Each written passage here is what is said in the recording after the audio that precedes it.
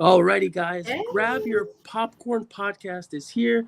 I have a special guest tonight, Real Talk Jenabeth. So if you want to just go, you can talk about your channel and everything. Let us know. Alrighty. Okay, well, Rob, thanks for having me on the Grab Your Popcorn podcast. I'm excited. So I'm Real Talk Jenabeth. So full name Jenabeth Gunter. Yeah, I started creating movie content back in February of this year, and I have a YouTube channel and a TikTok page and an Instagram page. My handles are right here at Real Talk Jenabeth. And I do reviews, out of theater reactions. I'm wanting to do more ranking videos, but I have been passionate about movies just kind of like my whole life. It's just been a fun pastime. I grew up in a small town where there wasn't a whole lot to do.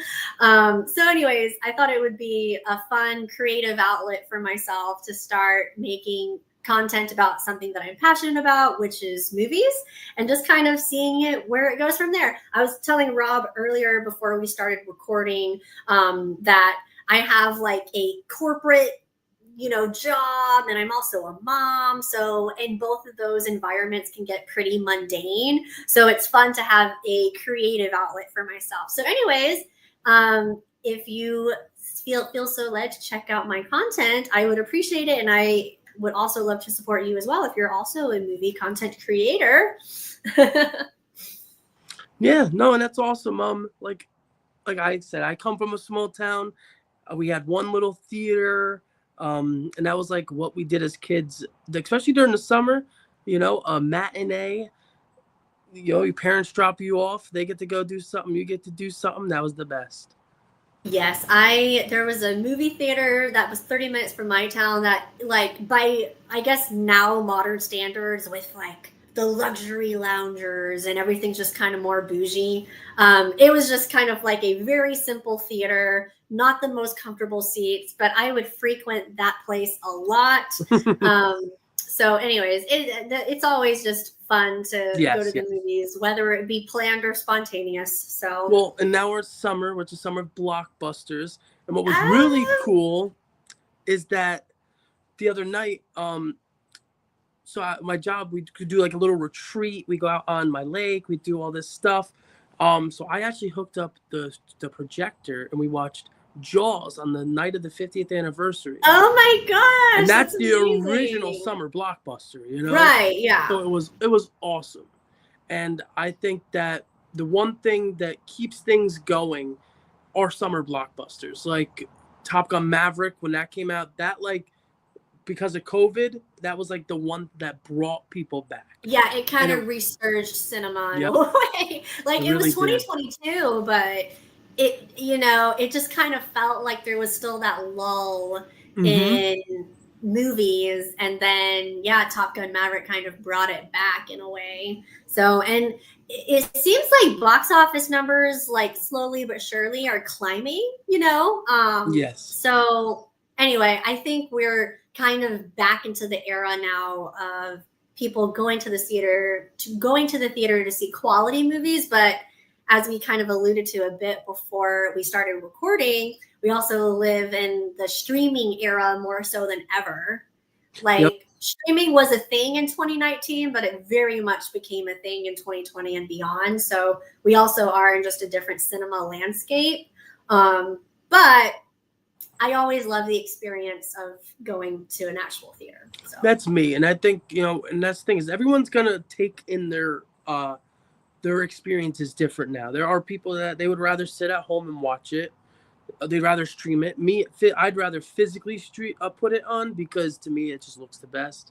And I'd rather go to the theater. If a movie's coming out and it's new, I'd rather see it before.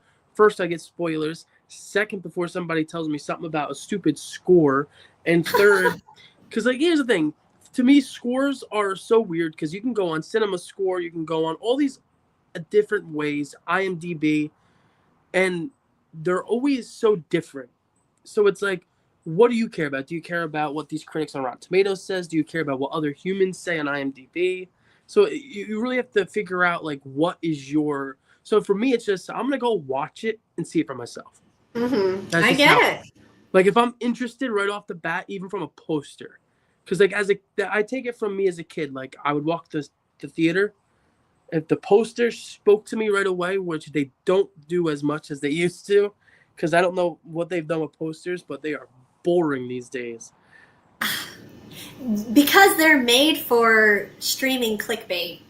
Well, a lot of them, yes. So it's like two huge faces with like, all right, this movie's about, you know, they're gonna rob a bank and something else is gonna happen. So they got to put like a money bag and like a cop car and like just right Yeah. effect with two big heads.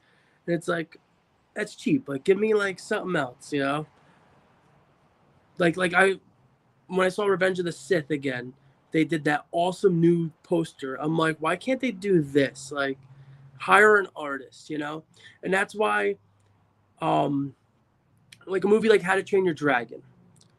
I think the posters could have been way better. Because like, what's the first poster? Him petting the dragon. I think there's like two. One's like him flying, Yes. uh, Hiccup flying on Toothless, and then another one's kind of a more. It's like a further back Yeah, and shot, it's like a dark, like almost like it's like becoming a bit dawn, silhouette-ish. and it's like a silhouette, and it's like it's cool, but you could have given me more. There's so much to those movies that it's like that's what you give me on a poster, you know.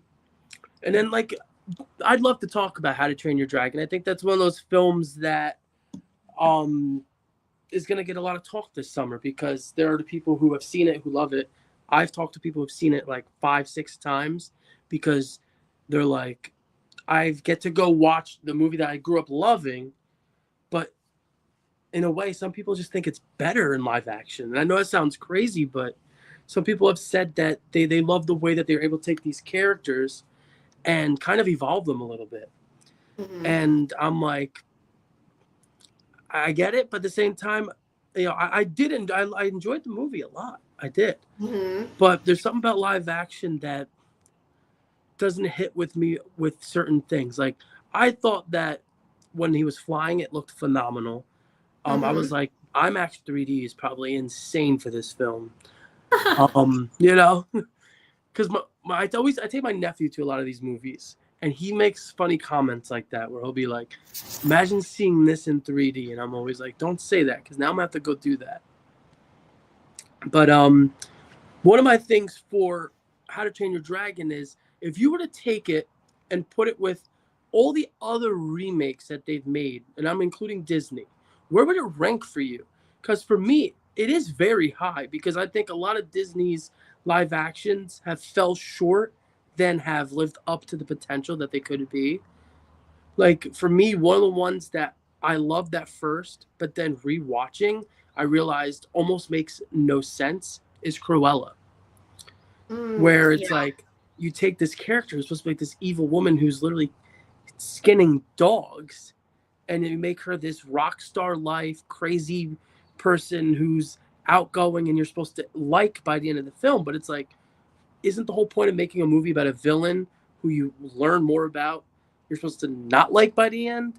So I was very confused by that film and its meaning in like, and also why is it almost 3 hours long? Like that's that's over 2.5 hours of film for a movie that when you realistically think about the backstory of Cruella de Vil, it's not that much, And like, I guess my question with the live action remakes is what content, what movies are being defined as a remake? Because I would argue that Cruella falls more in the category of a reimagining. yes. Because in my mind, there's not a movie named Cruella that existed a long time ago that is this story that now they're adapting into live action. They're taking the character of Cruella that existed in 101 Dalmatians, and of course they adapted that. I mean, like 101 Dalmatians in the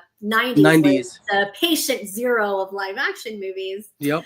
But yeah, so like Cruella, Maleficent, I would argue that these are more live action reimaginings of characters. And in my mind, when I think of a live action remake, the word remake means you are literally taking something that exists and redoing it live action. So I kind of think of this later slate of movies that are like very heavily adapted from a animated source material, and we've seen them attempt it with, like, I mean, Disney's like scraping the bottom of the barrel at this point because they've done so many. They've done Dumbo, Lady and the Tramp, The Lion King, Mulan, and Beauty and the Beast, and The Little Mermaid, and Cinderella. Like, they've done all of these, but it's truly like we are taking the source and Yeah. remaking it.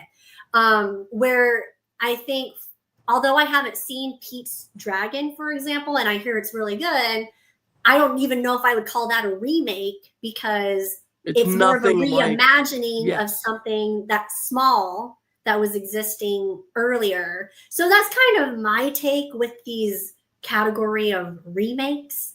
I don't know. In my mind, a remake is something that you're truly like very much sticking true to a source and not a total reimagining. So, And I'm with you there because it almost makes me think of like those Disney Channel movies, Descendants, where they're using the villains' kids as their characters. mm-hmm. And when I watch movies like Cruella and Maleficent, they almost feel like they're connected to that rather than being connected to the original stories. Because, Right. like you said, where instead of taking those movies, they decided, all right, let's take this villain who's very famous, all right, Maleficent, let's see how much we can stretch out her story and say that it's a remake when it's like, no, it's a part of that story that you're taking and giving us Right. more on. And it's like, you're stretching it. Because then you Mm-hmm. get something like Lilo and Stitch where there's changes, good or bad for some people. But to me, it's like that you can't make a remake without doing that. Because if you copy and paste every single thing, you're going to get more complaints than if you didn't.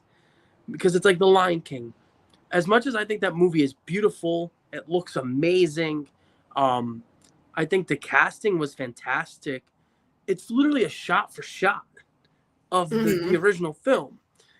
But what it doesn't have is the emotion because Mm-hmm. you can't get emotion from real animals. And I feel Mm-hmm. like that's a part that a lot of these movies miss is the emotion. And the one thing that How to Train Your Dragon had for me was plenty of emotion. Like any Mm-hmm. scene where Gerard Butler walked in, I'm like, shit, this guy's gonna get me going again. Like, what is this? Like, he was so good in that film. All the little side characters were so good. And I can't think of many of the Disney live action remakes where I could say that I'm like, that guy was great, that guy was great. There was Mm-hmm. all this emotion. It followed the story. Like, of course, this basically was a shot for shot reimagining of How to Train Your Dragon, and it felt like that. But they did it the right way, where there were little parts where they tweaked it and they made it different. But who was doing the tweaking? The original guy who originally made these movies, Right. which was genius by Universal. Genius to me because they actually had an interview I saw where he was talking. They said, you didn't just direct How to Train Your Dragon, but you directed the original Lilo and Stitch. And they're like, yeah. And they're like, did you get a call to do that? And he's like, no. He's like, but you got a call to do How to Train Your Dragon? They're like, yeah, they called me and said they wouldn't want anyone else. They weren't going to Mm-hmm. make it if I didn't say yes. And then I look and I say, wait, this movie came out in 2025, about a month after Universal, the new Universal opened, which has Isle of Berk, which makes me say that is the number one reason this movie was made. It has to be. Mm-hmm. Because out of all their filmography, DreamWorks has a ton. You're going to use a movie that realistically only came out, what, a decade ago? You remade a movie that's only, because we think about it, you can't do another Harry Potter because that's already being in limbo at the moment. You can't do nothing with Super Mario Bros. They just did that.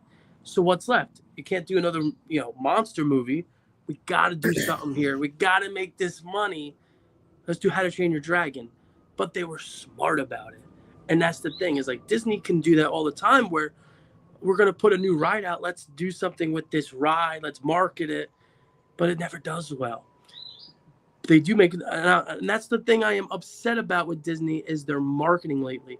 Let's market a movie like Snow White to the last drop and not make no money. Let's market Lilo and Stitch and make a ton of money, but let's not market our new Pixar movie. I get it. Well, I actually have some thoughts about How to Train Your Dragon. So yeah, go right ahead. it's one of the, so here's my thing with How to Train Your Dragon, because like you said, it is very much a shot for shot remake of the original animated film, and I'm usually in the camp of like, if you're gonna do a live action remake, don't do a shot for shot remake of the animated, because at that point, where is the innovation in what you're bringing to the table? So I've actually normally been in that camp. I've been normally, like in the example of The Lion King, it's a shot for shot remake of the animated version, but it doesn't capture the magic for reasons like you said. The animals don't emote in that movie the same way that they do in the animated film. But man, whenever I saw How to Train Your Dragon live action in theaters, I was like shocked by how much I enjoyed it. Yep. And I think probably one of the number one reasons is I just think the source material, the story, just lends itself really well to live action. Like the idea of humans riding on a dragon, it just lends itself to whenever you see it play out, it looks awesome. You know, that test drive scene still looks super like awesome as live action. The third act with them fighting the big dragon looks super awesome in live action. Where some of these Disney live action remakes, not as many of those stories, for example, like Snow White or Dumbo or Lady and the Tramp, things like this, it's like they don't give the same pop in live action like How to Train Your Dragon. And like you said, they did it right with this story, because I think when it comes to the original How to Train Your Dragon, it's like pretty much so perfect, because it is my favorite animated DreamWorks movie. It's so perfect that it would be a disservice to change anything really. And granted, you can make the same argument with the Disney movies as well, but it just really worked. So in spite of the fact that it was like we have talked about, shot for shot, very, very similar dialogue to the animated, they added a little bit more character development to kind of expand it a little bit, but overall they stayed true to it. It's one of those movies that as a live action, you still enjoy it. I think for me, I'm always going to prefer the tighter story of the animated film, and also just the magic that the animated film gives and the voice performances and everything. But I was actually shocked with how much I liked How to Train Your Dragon. And like I said, I think it's just because it lends itself so well to that. Because earlier, a question that you asked, like, where would it rank among the live action remakes for you if you're including the Disney ones? And in spite of the fact that I'm normally against anti shot for shot, I actually think in terms of enjoyment, it is my number one favorite live action remake. But I think it's because they were also smart and knew, like, hey, if we're going to adapt this animated film that really, it cannot really be improved upon by a whole lot, let's try to make it as true to the original as possible. I think that was a smart choice. But then my second favorite, which would be my favorite Disney live action film, is The Jungle Book. But that is not a shot for shot remake, because the animated film is a really simple story that they then kind of brought and made more sophisticated. They brought more drama into it. They brought more climax and action into it. And as a result, their innovation actually improved that movie. Yes. Because the source material from the 1960s just didn't really pop that much to begin with.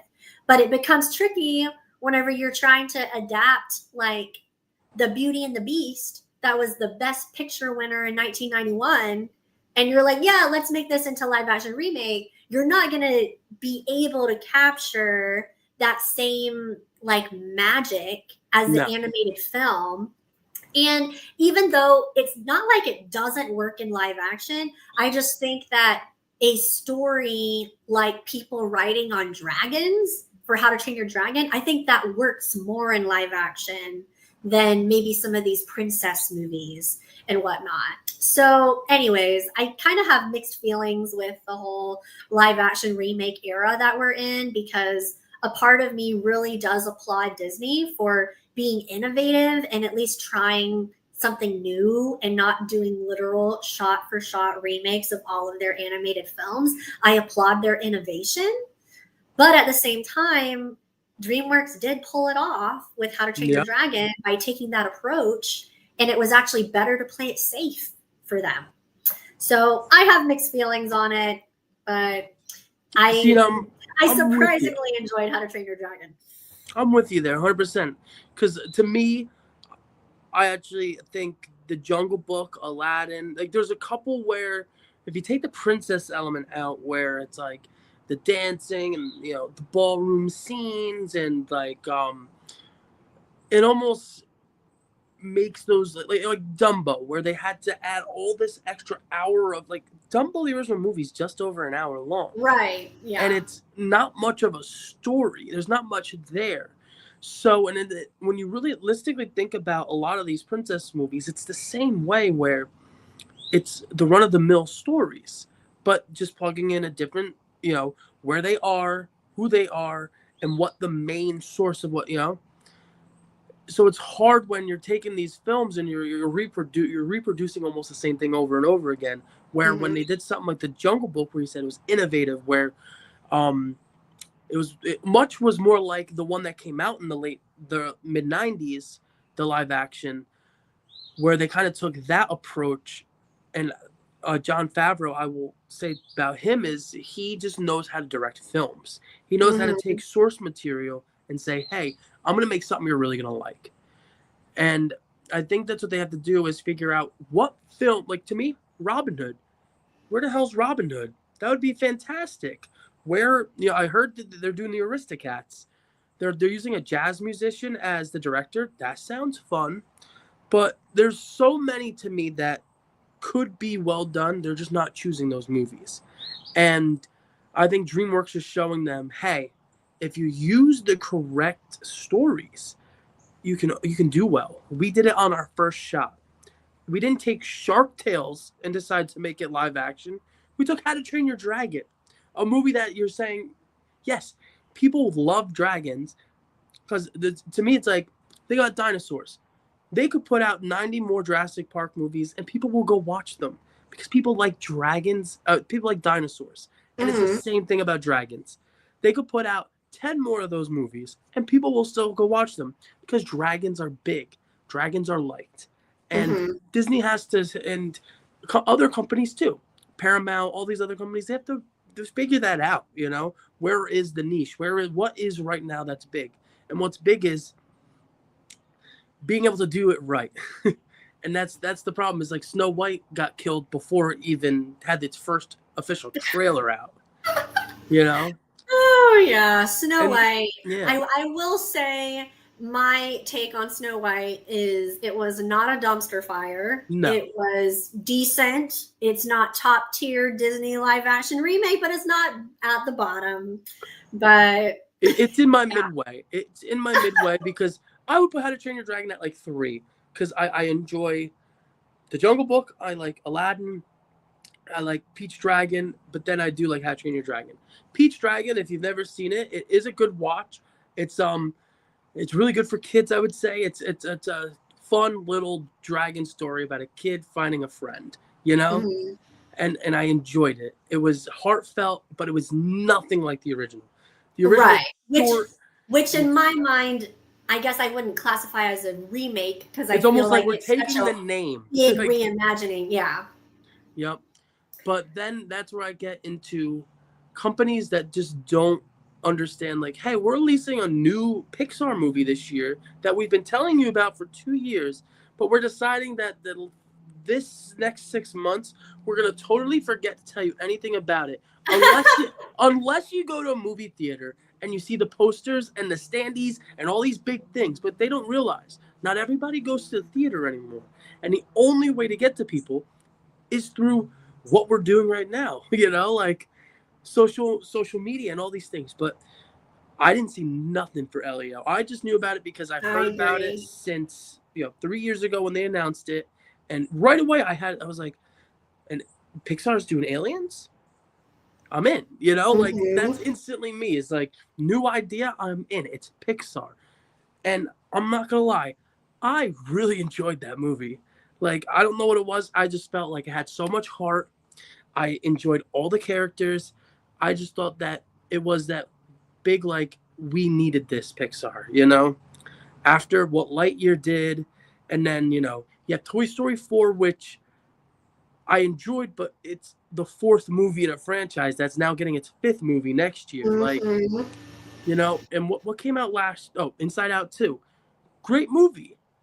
But once again, another, like, and I don't mind Pixar sequels. Like I don't think Incredibles should have the rap that it gets. I thought Incredibles 2 was well done. Was the villain Hmm. great? Saw it coming from a mile away, like. But for me, when it came to Elio, I just thought that it did a lot right. That it was like my nephew loved it. He came out being like, that movie was great, Uncle Rob. He's like, I felt as if I want to learn more about aliens and I want to learn Oh. about space and all this. He's like, Elio, he taught me that, that there's more to life. Like he was like, he learned lessons from the movie. Uh-huh. He's How like, old is your nephew? he's 10, Oh, that's like the perfect age. That's amazing. but he loves everything. Like if I say I want to see, oh, can I see that? And sometimes I'm like, no, you're not old enough. But sometimes I'm like, yeah, come along, let's do this. Let's go have a good time. But he always, whatever we see is his next favorite movie.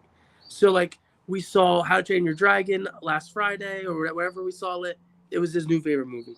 Now Elio's his new favorite movie. But it's just funny. I feel like probably when you ask little boys, they're always going to have that recency bias of like, it's whatever I last saw that I really Yep. like. And it's so funny because I went and saw Elio this weekend as well.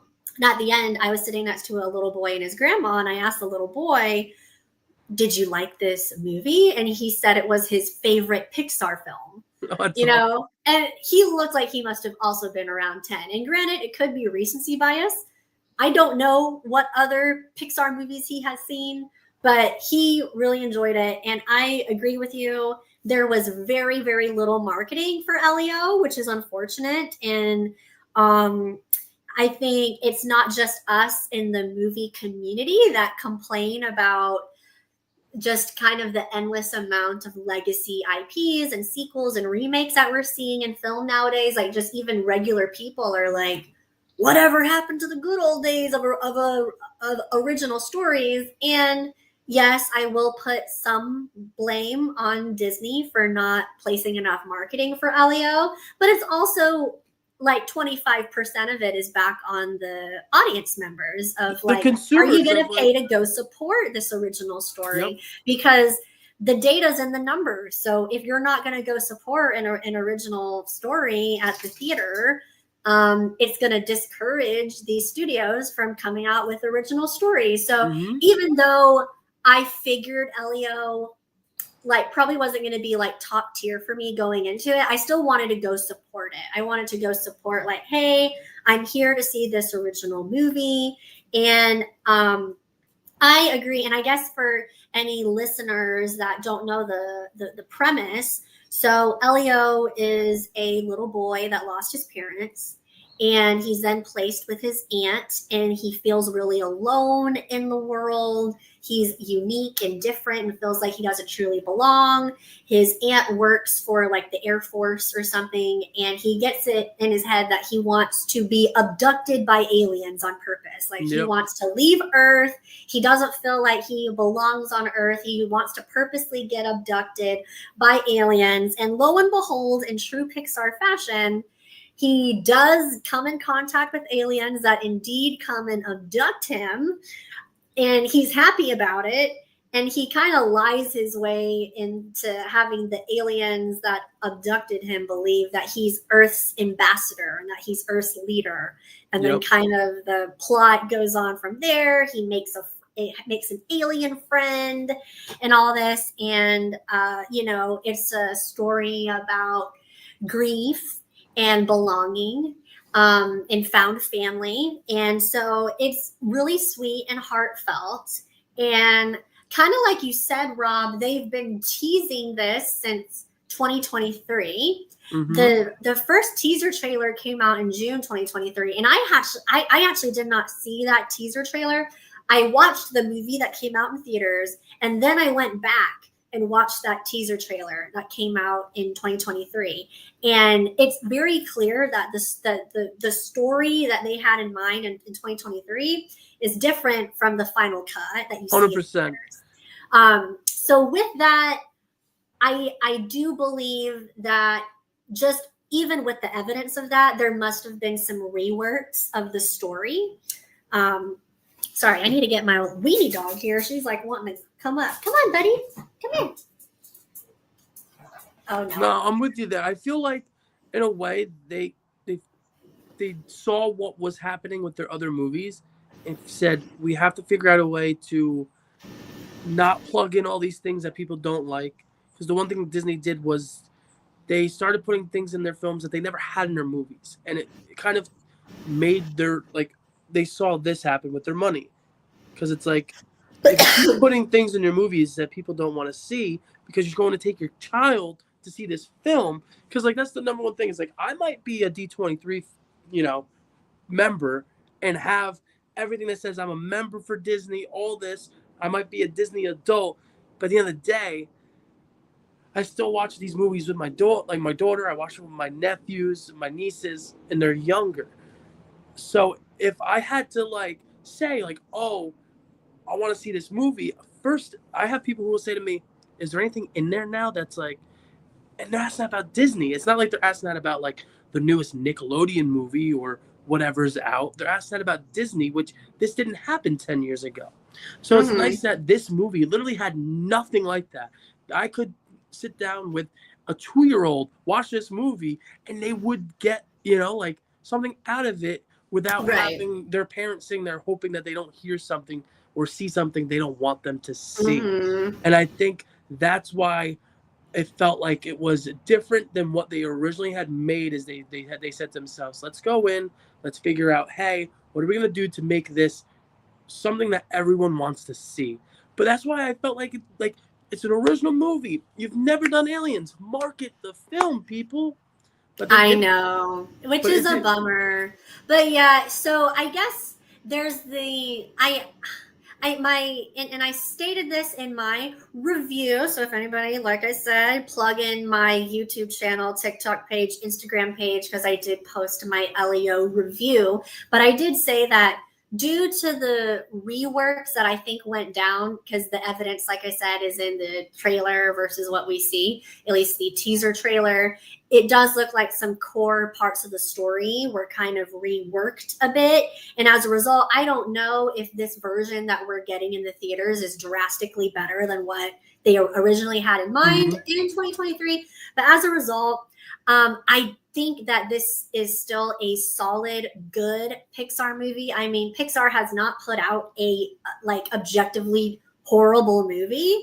All of their movies are good, but I am not going to say that Elio is it captures the magic of being a Pixar classic. I don't think it quite reaches the heights in terms of recent Pixar films if you're not going to include that big streak that they had between 95 and 2010. I don't think it captures Coco and Inside Out magic, but I think it's on the level of Soul. I think it's better than Luca. So it's not bottom tier Pixar to me. It's enjoyable, and I think a lot of kids are going to resonate with it. For me personally, it's not top tier Pixar, but I could also see this being kind of like in the case of a Goofy movie that maybe at the time it performs not well at the box office in the present day, but I could see it developing almost like a cult following as the years go on. And there's going to be people that are like, I love Elio. Like, I really connected with that story of belonging, and I lost my parents and all these things. I think there's going to be an audience that really connects with it. But I think in the present times right now, box office numbers, unfortunately, aren't going to prove that at the moment. But I think it's going to be loved by a lot of people. Yeah, because I actually think that because it made 21 million in the box office, which is the lowest ever for a Pixar film opening weekend. I actually think it's going to make more money second week than it made first week, and that's just off the buzz of them saying it's the best since Coco, which I personally think so.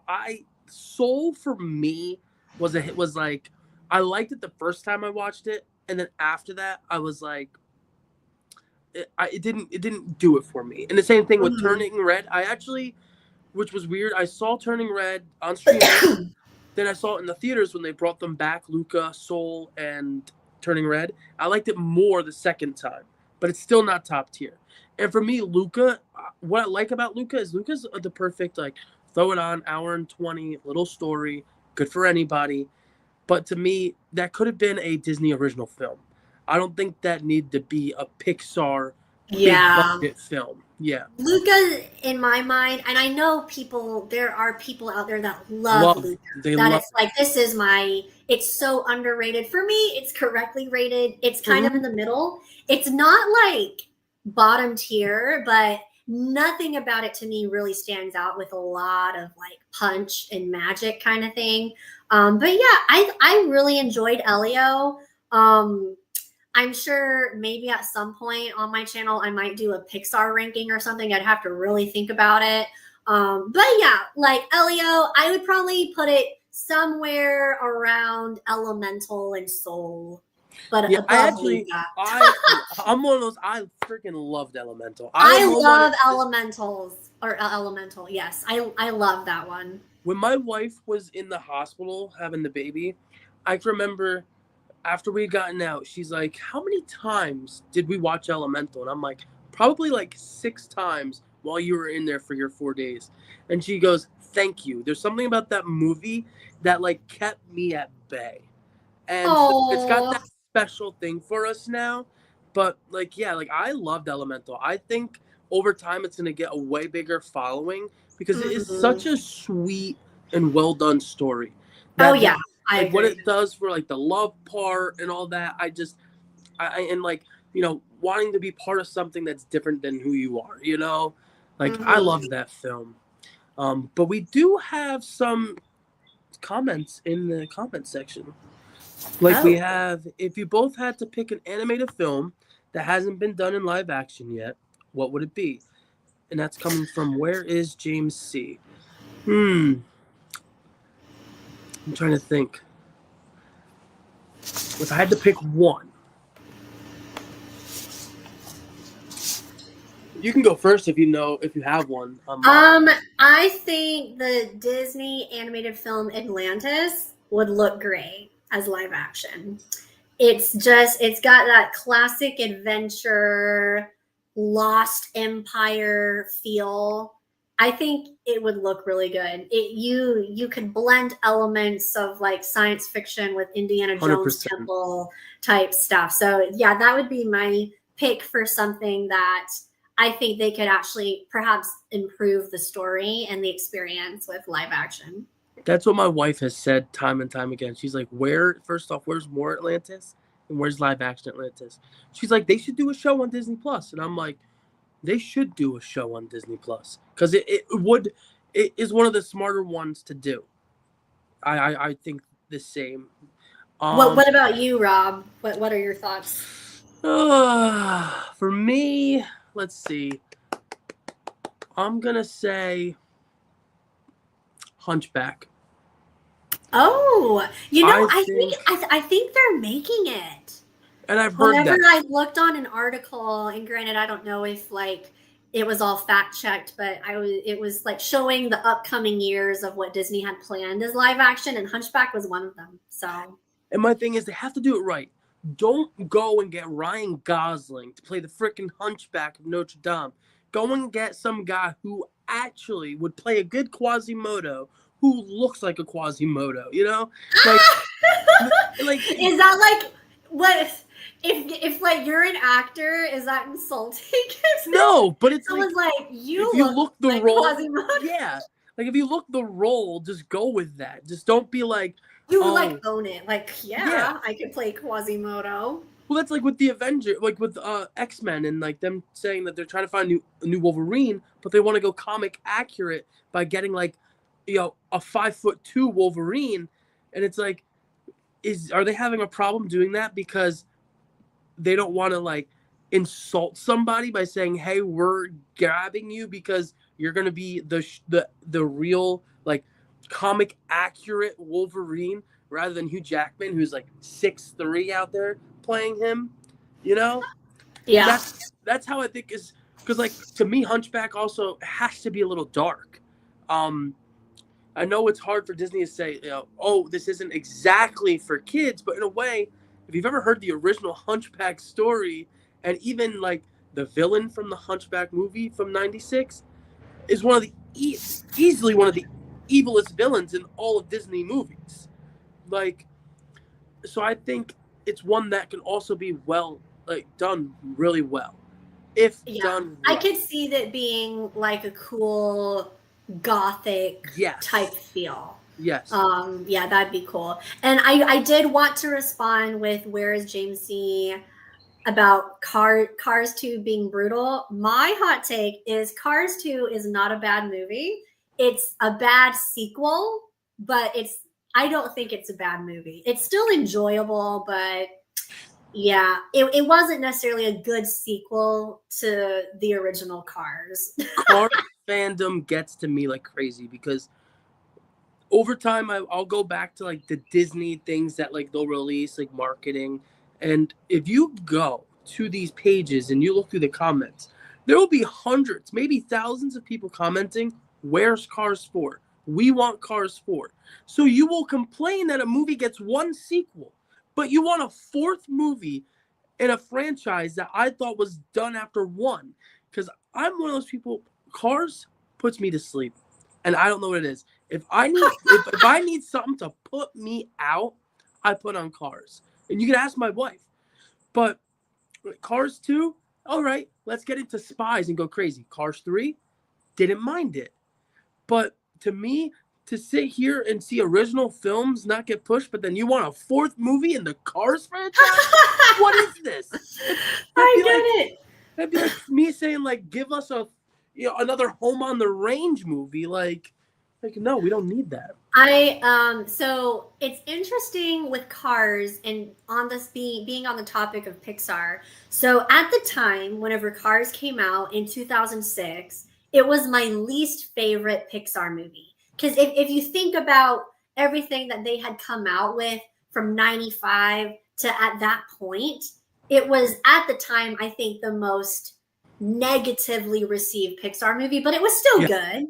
But it's interesting how, like, literally up until now, we've had some not great Pixar movies. And when you do a ranking, Cars is going to be like toward the top when you take into consideration the rest of what they've come out with between like 2010 to now, which is so funny.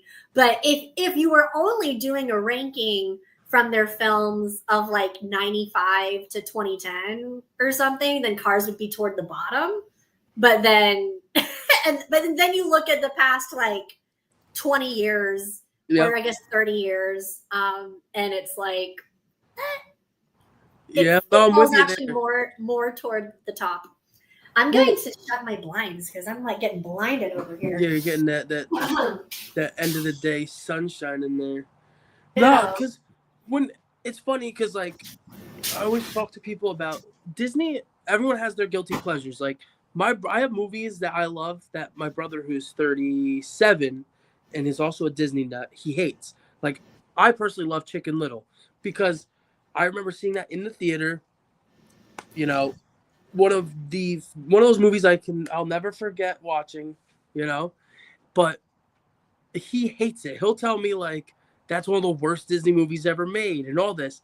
I get it, but that's just you. I don't hate it, but I don't like Home on the Range. I don't like, I love Emperor's New Groove, Kronk's New Groove, Lion King 1.5. Love that film. But that's the thing is like it's all about when you were that perfect age to watch those movies. Like another one, The Wild. No one ever talks about that movie. I enjoy that movie so much. As much as it came out the same year as Madagascar, and it felt like they were both trying to hit on animals from the city who are no longer Yeah. now in the city. It's interesting how that and Madagascar all came out around the same time because Hollywood's got their same ideas that get passed around. Yeah. Yeah. Or Um, what did James say? He said, I always thought Cars tackled a different theme than most kids' movies that it dealt with ego and stardom, which is true, yes. And that's the yes, thing that, yeah, Pixar, what it does is they figure out a way, or how can we take this film and make, put themes in it that are important for kids to know, you know? And I think they've done that well with most of their films. Mm-hmm. So, Rob, I want to know what's your personal favorite Pixar film? My personal favorite Pixar film is Ratatouille. Oh, I okay. like I love Ratatouille, and the coolest part is my daughter was actually born on the day that came out because it came out 2000, June 27, 2000, June 29, 2007, and she was born last year on June 29th. So it's funny that was Oh, because I remember we watched it that night because like we watch it every year. So I love that film. Second would be Incredibles because I can remember going to see that with the whole family in the theater. I think it's a perfect superhero family film. It's so good. But for me, Ratatouille, it just meets everything: the music, the story, the mm-hmm. characters, how they're developed. We named our cat Colette. Like Ah! we love that film, and like I can really put on the music in the background and just let it go. Um, like I think that is a perfect animated film, and it's funny because if you were to tell me that a movie about a chef in France who becomes best friends with a rat who then teaches him how to cook would be my favorite Pixar movie over Toy Story, Monsters Inc., you'd say I'm nuts. But when you do and you go watch that film, it is so good. It is so good. It is one of those premises that on paper it sounds ludicrous, but whenever you watch it play out, you're like, whoa, this actually Mm-hmm. works. Yep. Yeah, my personal favorite Pixar films is The Incredibles. Absolutely love The Incredibles. I love I'm like a superhero person. So I just love any type of superhero like Oh movie yeah. story. I love an underdog story. So yeah, I guess the Incredibles would be my number one. And even though whenever I was growing up it was overplayed, Finding Nemo is still it was overplayed for a reason and it Yes. still holds up to this day. But yeah, like so many great Pixar films. I know objectively, if you're just doing like more of a cinephile lens, it probably would be Finding Nemo, but I love The Incredibles. It's just such a good time. Finding Nemo I find funny because it's like, as a father, I love that film because it's like I would do anything for my kid too. There are Mm-hmm. so many people I talk to or dads that are like, "Oh, Finding Nemo is my favorite," and I see why. And, it's Yeah. like I get it 100%. Like I watch a lot of filmmakers or other content creators, and they'll say the same thing. Like Finding Nemo came out at a time when I didn't realize that that was a part of my life and all this stuff, and I'm like, all right. James did say A Bug's Life gets overlooked. Another one with deep themes, of course. And I I think, love a Bug's Life. I know a yeah, lot of people when they do like a Pixar ranking, it's toward the bottom. I love A Bug's Life. I love the idea of Flick going out into a bug city and the whole concept of a misunderstanding. It's hilarious. Hello. Well, but that was I creepy. didn't realize I was on. Yeah. Is it Michaela? Yeah. Oh, My hi, wife. Hi. Michaela. Nah, yeah, I'm with you. Because here's the thing: when it comes to A Bug's Life, people harp on the things that they shouldn't harp on, like the art. Like, hate to break it, was the second Pixar film, or was it second or third? It either came between both Toy Stories or after the second one. Can't remember. But Mhm.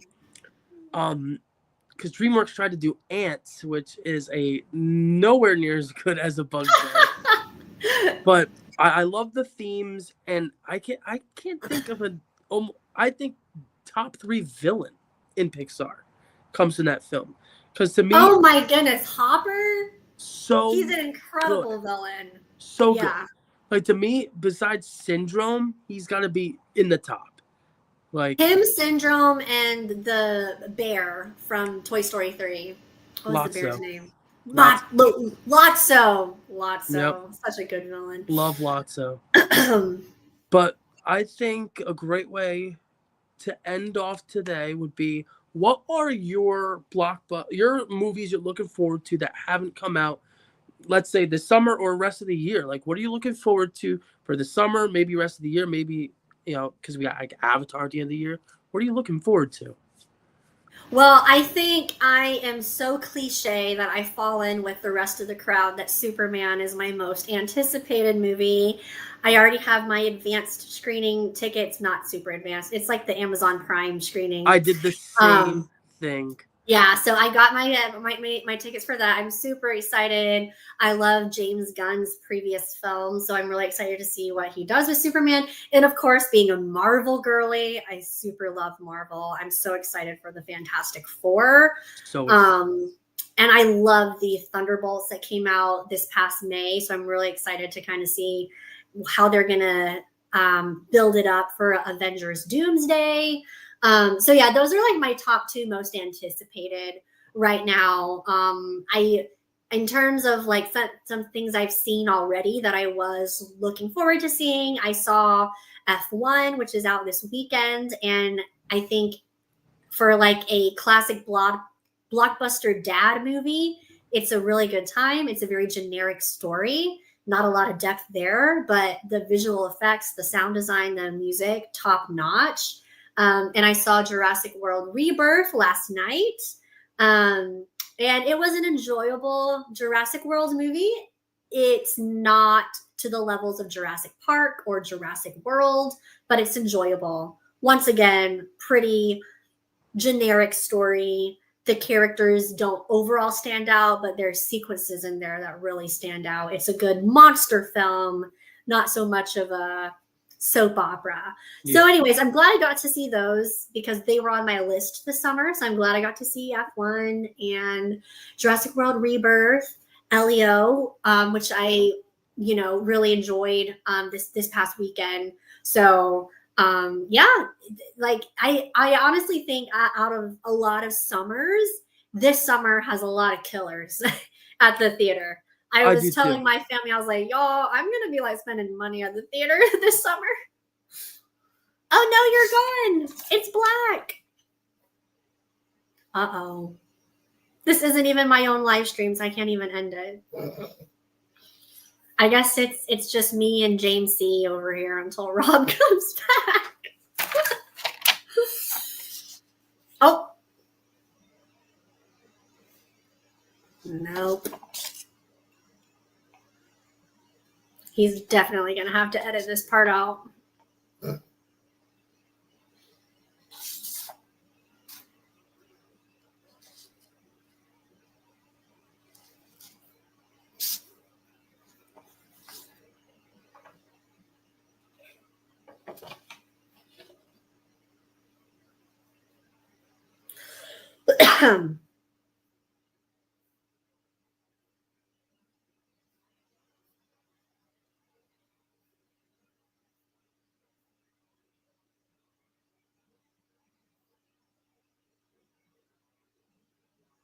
Oh.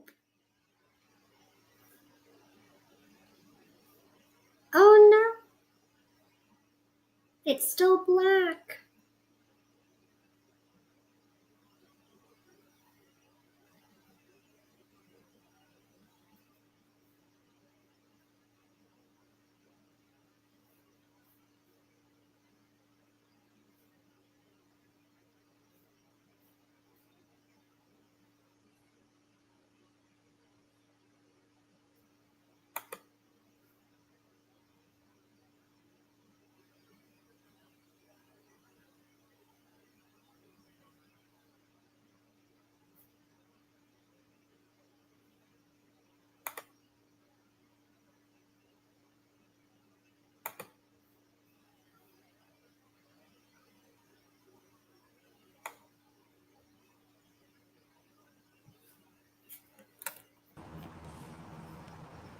There we go. There's audio coming in now.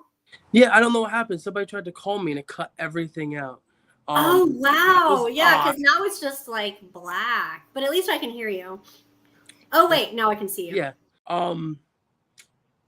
Where were we? We were talking about. Oh yes. So Yes. now, so I explained what I was anticipating this year. Yes. What are you anticipating this year? So Leo was definitely on my list.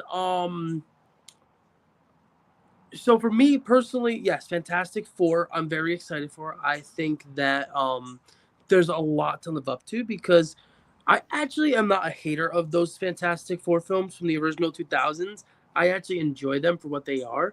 What I Yeah. think is that this is just always hard to do. There's something about the Fantastic Four that just is hard to do, and Mhm. especially now where they didn't do it right away. So it's going to be so hard for them to meld them into what's already happening, and that's why I feel like a lot of people have already been talking crap about it.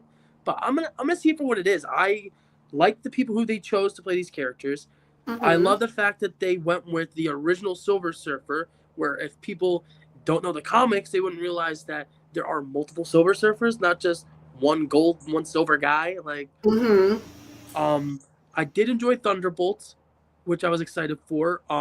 And I'm very excited that they're using that director to do X-Men, because I think that's going to be done very well then. Because with how much that movie had so much emotion um Mhm. and it built so much around all these characters, but yet there was comedy that hit at the right times. Like the Red Guardian character, I give David Harbour props because he played the perfect character to intertwine into these acts of depression and loneliness and all these things that this film that you know you didn't realize you were walking into that. Like I had no clue about that. I thought I was walking into another crazy action-packed Marvel film, not knowing what I was getting from it was this kind of like total different feel that you've never gotten from Marvel before. But I liked that. I liked that it had a new bag of tricks to it. Then what else is coming out this summer? Megan 2. I enjoyed the first Megan. Life of Chuck, I was looking forward to because I love Flanagan. I love anything by King, especially the fact that they took something that was not one of his major horror, books. Mhm. They took one of his original ideas that is, a lesser type of read than his horror films. Superman, I think James Gunn was the perfect person to take over DC. I think because what a lot of people don't realize that DC is DC is very dark, but they have a lot of characters that have a lot of light to them. Mhm. So Superman is the light in the darkness. And the one thing that I did not care about when it came to Man of Steel and a lot of the stuff that came out with Superman the past 10, 15 years was why the hell are these movies so freaking dark? Why? This is Superman. Batman can be dark. Any other character in these worlds can be dark. But why is Superman? Superman is literally that's what he's the light. He's the hero, Mhm. so you watch this trailer and I'm like, oh my god, he's doing what we want. There's Yeah. it's so colorful and so vibrant. And like Crypto, like we went today to see 28 years later, and my nephew and I, we got the big cup and the Superman tin. because it looked so cool with him and Crypto on it, and we can't wait to see that film. And I just think that if I go back, I can watch the original movies, and they're still freaking great. And I'm talking, Christopher Reeves. Like, Oh yeah, those for movies are sure. still good. But the rest of the year, Tron Ares, I love Tron. I love Tron Legacy. There's just something about those movies, and that the whole digital thing to it, and Hmm. the light speed racers, and it's just so much freaking fun. And then there was something coming out later this year that I was looking forward to also. But now, Avatar. Black Phone 2. The way Oh, that okay. they're I haven't kind of seen the first putting, Black Phone. you watch the trailer, and I don't want to ruin it now since you said you haven't seen the first one. The first Black Phone is so good. Okay. So the fact that they were talking about a sequel, I had no clue what they were going to do. So what they've come up with, I'm like all for it. And another movie I'm really looking forward to, Conjuring Last Rites. And I know that the last Conjuring wasn't taken very well. I think the first and second are awesome films. But the fact that if you know what this case is that they take on in this final film, it's the one that retired them. It's the one where you know that these people have been haunted for 10 plus years in this home with these terrible things. So it's like I can't wait to see that. But yeah, those are what I want to see. If I could remember anything Yeah, else. those are some solid picks. I am not like a horror person, so typically the horror movies don't fall on my Hmm. anticipation list, but I always like to hear everyone's thoughts about like what they thought. So, Yeah. anyway. But yeah, this was a good conversation, Rob. Thanks Yeah, for no, I had a inviting me to good time. join. I had a good time. I love talking films, and if you ever want to be on again, we'll always have you on. Just plug your stuff again real quick, and then we can like I said, I'll be posting this to TikTok. I'll be posting this to YouTube. You know, going in, finding the fun clips and everything. But yeah, this was a great time, and I'm so glad that you were we had you on the Grab Your Popcorn podcast. I know this was a super fun collab. So yeah, thanks for tuning in. Anybody that's either live or going to be watching this later, you can check me out at Real Talk Jenabeth, Jenabeth on YouTube, TikTok, and Instagram. And yeah, hope to catch you on my end for more Real Talk. And if you're a movie content creator or anything, I'd also love to support you as well. So yeah, thanks for having me, Rob. Anytime. And thank you so much. And thank you guys, whoever's watching, if you're listening. And yeah, check us out. Awesome. Have a great night, guys.